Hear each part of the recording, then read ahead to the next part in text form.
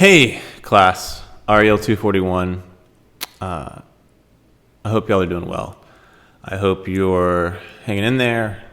Hope you're somewhere safe. I hope that, I just hope everyone's doing okay.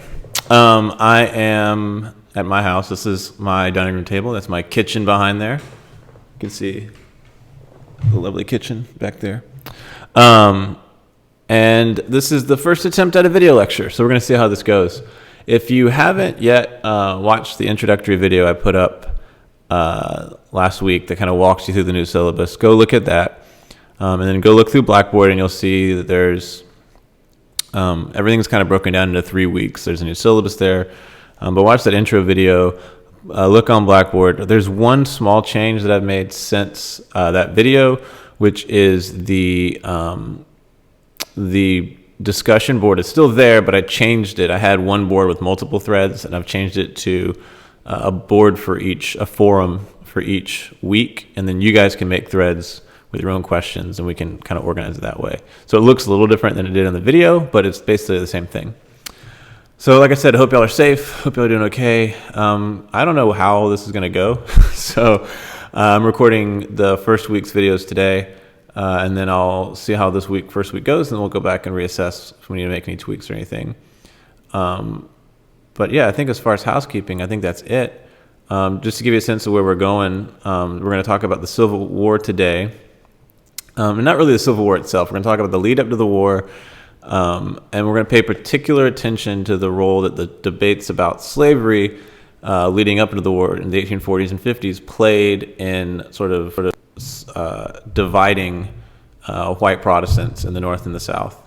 And we're going to look at the ways that basically look at this as a case study for what happens when people seem to be the same. They have so much in common. They have the same Bible. They're in the same churches. They're in the same denominations. They're singing the same hymns. What happens when they then suddenly find this one thing that separates them? And how do they make that argument? What are the arguments they make on the other side?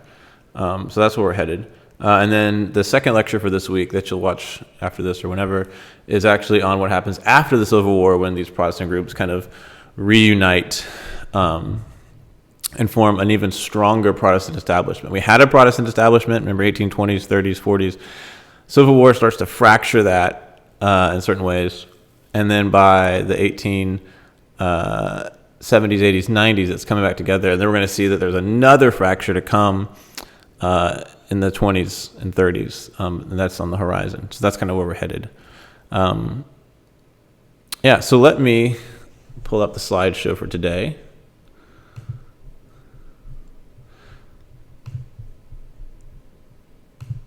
There we go. And you'll see here, this is here we go. I'm going to use this so that you can see sort of the key terms. And we're also going to walk through some of the readings as we go. It's up to you if you want to watch these videos before you do the readings, after you do the readings. I will say it's really important, now that I'm down here in the middle, that you read this book and the other secondary sources that are assigned, whether it's the Alstrom reading for next week or whatever it is. Read that secondary literature. And then, because that's going to be kind of a broad overview of the topic, I'm going to have a more narrower thing we'll talk about during the lecture, and then you'll have your documents, which are even narrower to write about. But it's up to you what order to play with it, see which one you think works best for you, as far as whether you do the readings first, the lectures first, document things first. You know what needs to be done. All right. So Christian slavery, Christian war. We have 4 things we're going to talk about. Very quickly, I want to talk about some early things that are going on with slavery in churches in America. And then we're going to look at the abolitionist side. We're going to look at those who are advocating against slavery. And then we'll look at the apologists side. So those are people who are trying to defend the use of slavery. If we were back in our building, I would, at this point, talk about Basil Manley, Southern Baptist minister, for whom Manley Hall, it's on my shirt. Right, that side. The mirroring of the camera gets every time. Manley Hall. It was named after president of UA at one point. And then we're going to look at the splits that happened after that. Okay. So some early questions and conflicts. So just to sort of say, so in 1808, the slave trade ends, and so there's no more transatlantic slave trade. Now there's still slavery. There's still slaves being bought and sold within the United States. But they're no longer sort of new slaves being forced immigration of new slaves into the U.S. New enslaved people into the U.S.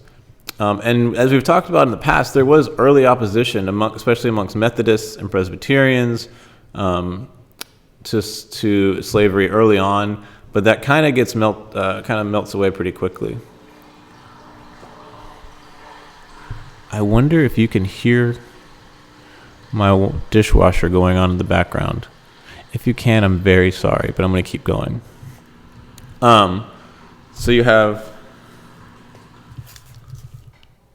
It just stopped. Okay. It's checking to make... Oh, still going.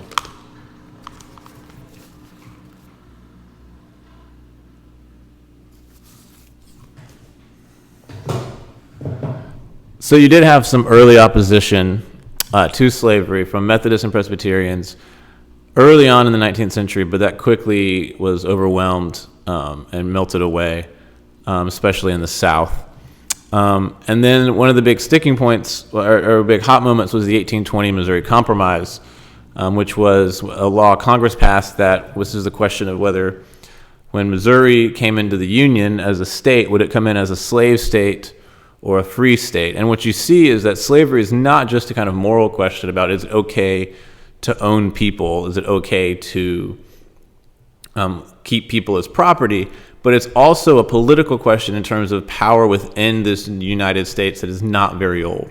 So will slave states as a kind of political bloc or free states as a political bloc hold more of the power? And so the question of Missouri coming in, bringing in new representatives to Congress, 2 new senators that would pitch the balance politically in the government, in Congress, the question became, how do we do this? And so what you saw was Missouri comes in as a slave state, Maine comes in as a free state at the same time, and then the Congress draws a line, which is basically the southern border of Missouri, and says everything north of this line except Missouri will remain free, and everything south of this line will be in the future will be slave states. And so this becomes a kind of important moment where we see that slavery is not just a religious question, not just a moral question, not just an economical question about labor, but is also a political question about power in the new young country. All right, so that's kind of the big picture. And so we got abolitionists on one side and apologists on the other side, as we put it. And the abolitionists are 2 of them I want to talk about. One is William Lloyd Garrison. So Garrison founded The Liberator in 1831, which was an anti-slavery abolitionist newspaper that was really important. Garrison's arguments against slavery were very much drawn from his reading of Scripture and his understanding of slavery being against Christianity. You have and it's his role with The Liberator that really, I think, where he came to prominence and became this leading abolitionist figure. Elijah P. Lovejoy, who's also talked about in your book, these were both talked about in chapter 9 in this book, page 185 through 188. But Lovejoy said, sort of outright called slavery politically evil, morally evil, but and in fact was killed on November 7th, 1837. He was shot and killed for his understanding. There's a great quote of him on page 187 where he says, "I have concluded to remain at Alton, and here to insist on protection and the exercise of my rights. If the civil authorities refuse to protect me, I must look to God. And if I die, I have determined to make my grave in Alton." And so that's where he was, where he died in Alton. I'm trying to look it up because I can't remember. Illinois. And so these 2 people, Lovejoy, a Presbyterian minister, Garrison, a from New England. They were both made religious arguments against slavery, and emphasized that it was that Christianity had nothing to do with slavery and stood against it. So along with these two, so you had on this one side this abolitionist argument that Christianity opposed slavery. They emphasized and within this, the importance of black churches as places that this message, this anti-slavery message from churches, continue to gain speed. So you had these two examples, Garrison and Lovejoy, of that were really important. The other example we should talk about that you read from is Harriet Beecher Stowe. And actually in your document reading, we have a whole section from Stowe's famous novel, Uncle Tom's Cabin. Uncle Tom's Cabin, which was published in 1852, so we're kind of at the height of the struggle over the questions over slavery that were going on. And what I wanted to pull out a couple things in Stowe. So one is the section on page 246, where you see this discussion between St. Clair and Ophelia. And what you see in St. Clair is a really interesting character, because St. Clair is this... he's very upfront about the fact that religion and slavery have nothing to do with each other, except for the fact that religion is used to excuse something that they should just come out and say is evil. So he says at the bottom of 246, "Religion," said St. Clair in a tone that made both ladies look at him. "Religion is what you hear at church, religion? Is that which can bend and turn and descend and ascend to fit every crooked phrase of selfish worldly society, religion? Is that religion which is less scrupulous, less generous, less just, less considerate for man than even my own ungodly, worldly, blinded nature? No. When I look for a religion, I must look for something above me and not something beneath." And so you have St. Clair, this guy who is not religious, who rejects Christianity, rejects the church, basically saying, I don't even want anything to do with this kind of Southern Christianity, this what Douglas would call slaveholder Christianity, because it's not even a religion that he can identify with, right? As he said, something above him, not below him.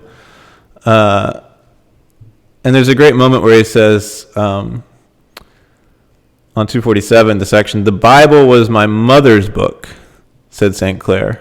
"By it she lived and died, and I would be very sorry to think it justified slavery. I'd as soon desire to have it proved that my mother could drink brandy, chew tobacco, and swear by way of satisfying me that I did right in doing the same." And as he says at the next moment, which I think is really interesting, a little bit further down in that same paragraph, he says, "All I want is that different things be kept in different boxes. The whole framework of society, both in Europe and America, is made up of various things which will not stand the scrutiny of any very ideal standard of morality." And so there's a question.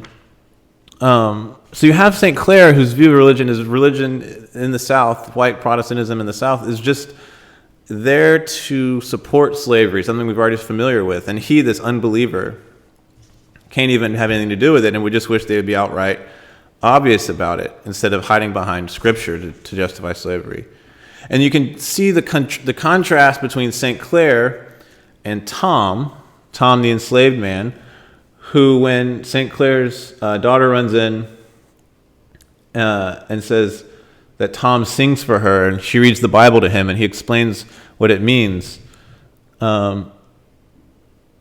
And then St. Clair said, Tom isn't a bad hand now at explaining Scripture, I'll dare swear, said St. Clair.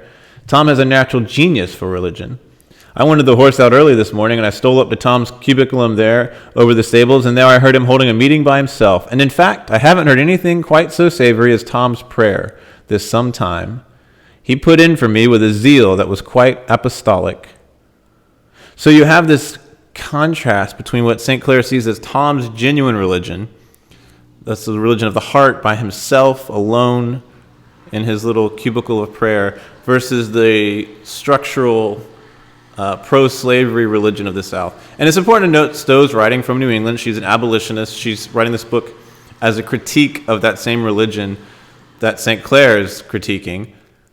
But there's also an underside here, which is important to point out that the idea that Tom is naturally religious, the idea that Tom's sort of religion, which if you think about it is this kind of, as you talked about, internal religion, as St. Clair says, if he did, he wasn't, he says, he gave the Lord his opinion of me pretty freely.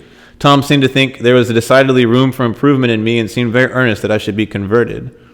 So we have this sense that Tom has an internalized, conscious-driven, belief-based, experiential, solitary religion that is authentic and true, as the way Stowe renders it, versus St. Clair's view, or Stowe through the voice of St. Clair, critiquing the pro-slavery, hypocritical, using scripture from the Bible to justify slavery system of Christianity in the South. And this is a really, it's an interesting dichotomy. It plays on a lot of the things we've already talked about internal versus external order. We're going to see that a lot here, order versus experience. But also it plays with, it puts Tom as the kind of representative African-American and representative enslaved person as naturally religious. And that's going to cause a problem. That's going to be a problematic stereotype representation of African Americans throughout American history that seems at first blush to be a positive one, but it's a kind of the idea that they're naturally more religious or naturally spiritual is a reductive and dehumanizing move at the same time. So there's a lot going on in the book. Okay, so that's our abolitionists. They see nothing to do with Christianity and slavery as Christianity being opposed to slavery. They see the Christianity in the South as being a fraud. They are and they're working with the black churches. And we could go back to the things we talked about. There's a reading that I didn't assign right after this from Frederick Douglass. We've already talked about him. So this is the point where I'd say any questions, but if you have questions, put them in the discussion board. All right. Next, we have the apologists, and I want to focus here on the reading that you had from James Henley Thornton in South Carolina, a Presbyterian. So we actually have, right, you can see between Lovejoy and Thornwell, two Presbyterians, right, in separate parts of the country coming to opposite understandings. And what we have with this Thornwell reading is an actual sermon, an actual pro-slavery sermon. And in that, you see a number of things that the apologists, the defenders of slavery, deployed in their arguments. The first thing is the accusation that abolitionists were un-American, were undemocratic, were actually atheists, right? So if the abolitionists were calling Southern preachers like Thornton that they were kind of a sham Christianity or a false Christianity or hypocritical Christianity, you have quotes like on 255 where the Thornwell reading is. He says in the middle of the page, the parties in this conflict are not merely abolitionists and slaveholders, they are atheists, socialists, communists, red Republicans, Jacobins on the one side, right? So important to note here, this is not yet communist like we think of when we think of like Cold War communism in Europe and all that. But it's still a slur. It's an anti-democratic slur. Atheists, socialists, communists, red Republicans, meaning here people who want to overthrow order and democracy for kind of rampant populism. Jacobins, which is a throwback to the French Revolution, but this idea of people who are anti-authority on the one side, right? And friends of order and regulated freedom on the other. And so you have order, structure, right? Represented by the slaveholders, as rendered by Thornwell, and then chaos, disorder, anarchists. We might think of sort of anarchists, chaos on the other side. In one word, the world is a battleground. Christianity and atheism, the combatants, and the progress of humanity, the stake. So atheism connected with all of this moral turmoil, lack of morality, lack of social order, lack of anything, versus Christianity, which is slaveholding is part of. So that's this one thing. You see that throughout these readings. As you'll see there on the slide, you got the other arguments that you'll see are property rights, the argument that slavery was beneficial to slaves, the argument that slavery is biblical, that there are Bible verses that one can quote to support it, and then what we just talked about, this idea of a divine social order, that social order is not there just to maintain society, but it's divinely ordained, right? You see that on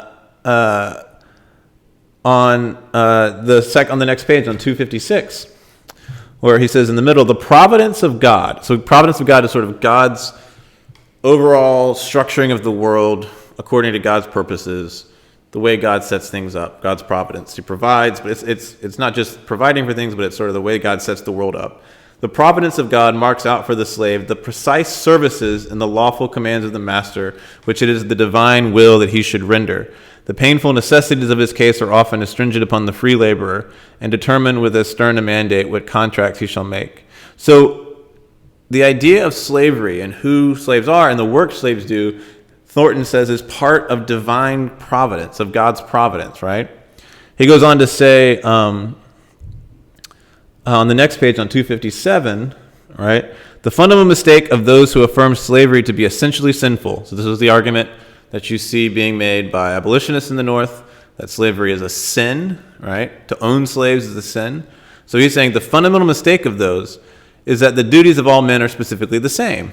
The argument, fully and legitimately carried out, would condemn every arrangement of society which did not secure to all its members an absolute equality of position.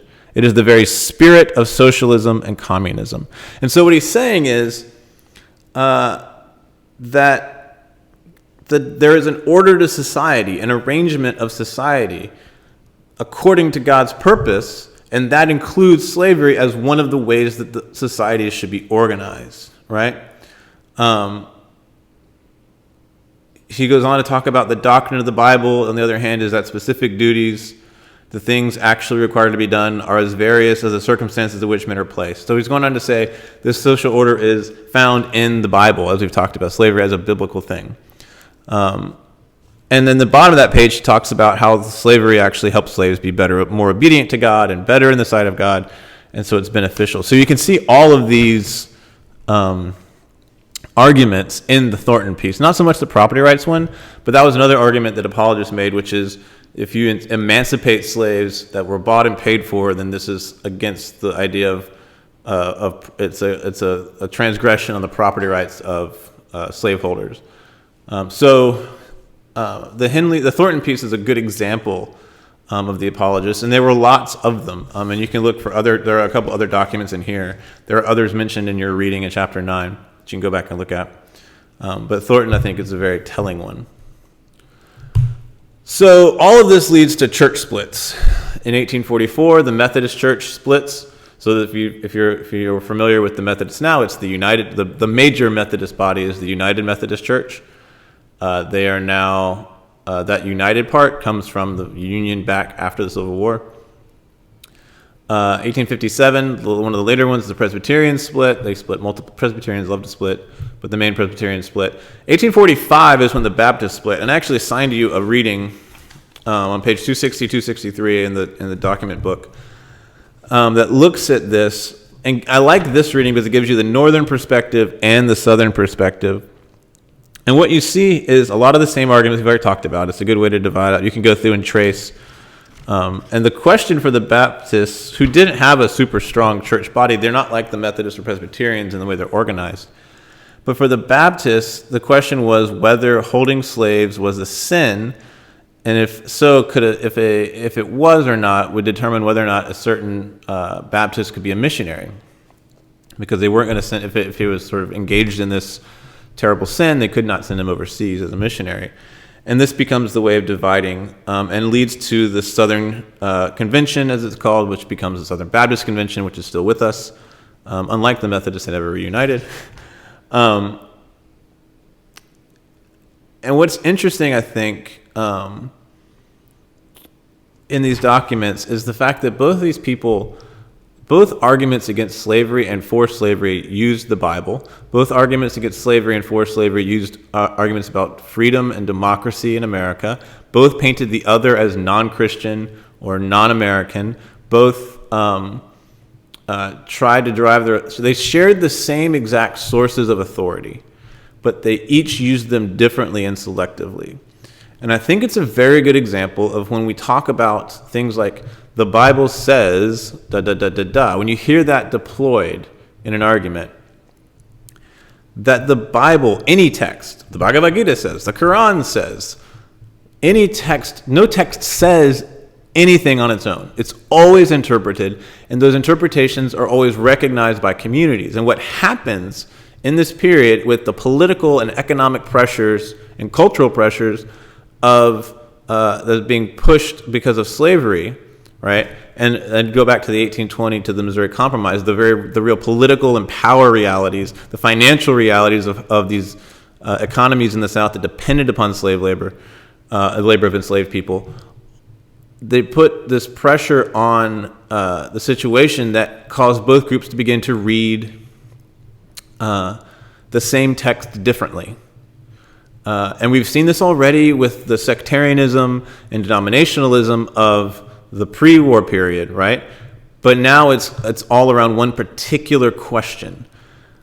And it's interesting to think about if you look at Methodists today, for example, the United Methodist Church has people in it right now who are arguing, headed towards a possible split over the questions of how to deal with LGBT members and clergy. Whether to be accepting and affirming of LGBT members, clergy, relationships, marriages, or not. And this is leading to, again, both the arguments are being made in very similar ways. They're both relying on the Bible. They're both relying on Methodist history. They have the same sources of authority, but they're interpreting them differently. And so we can see these questions come up again and again. Slavery is a good example. Recent arguments, and not just the Methodist Church, but other denominations about LGBT membership or inclusion or clergy. Even going back in the 60s, 70s, and 80s, splits over women as preachers in various denominations. But it's these groups that share the same documents, share the same sources of authority, and have so much in common, right?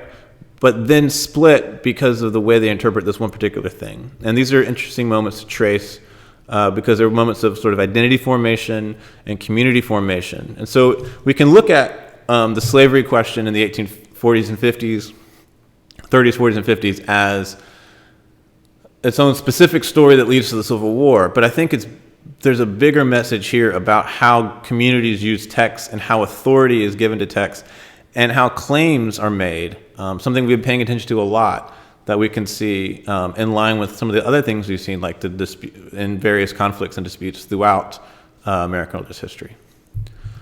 So that's what I wanted to talk about for this lecture. If you haven't yet, go back, do the readings, especially chapter 9. Make sure you read the documents. If you have questions, you can go to so this is on YouTube. You can leave comments. Excuse me. You can leave comments at the bottom in the YouTube if you want, or you can leave questions on the discussion board on Blackboard. I'll be looking at both. Also, if it's easier for you to just subscribe to this YouTube channel, depending on how you're watching stuff on your phone or whatever, and rather than going to Blackboard, all of the lectures will show up here. So there's the introductory one is already up. This will be up. The next one will be up. And then I'm going to try to have them all up Sunday afternoon, Sunday evening, Monday morning, very early each week. So you can get started first thing Monday morning if you want for that week's work. So you can either just follow along on Blackboard, you can follow along on YouTube and subscribe. You can like and subscribe, wherever it is. Or you can use Blackboard or use YouTube, whichever is easiest for you. If you have any problems finding stuff, if you have questions, shoot me an email, and I'll get back to you as soon as I can. I'm checking it pretty regularly. And if you need office hours, like if you're really confused and you're like, I need to actually talk to you, we can do Zoom or something else to easily do that, or talk over the phone or something. So I'm available for whatever you need on that front. All right. So week 1, lesson 1 in the books. I'm about to go record the second lesson for the week. So I'll see you again in just a few minutes. Bye.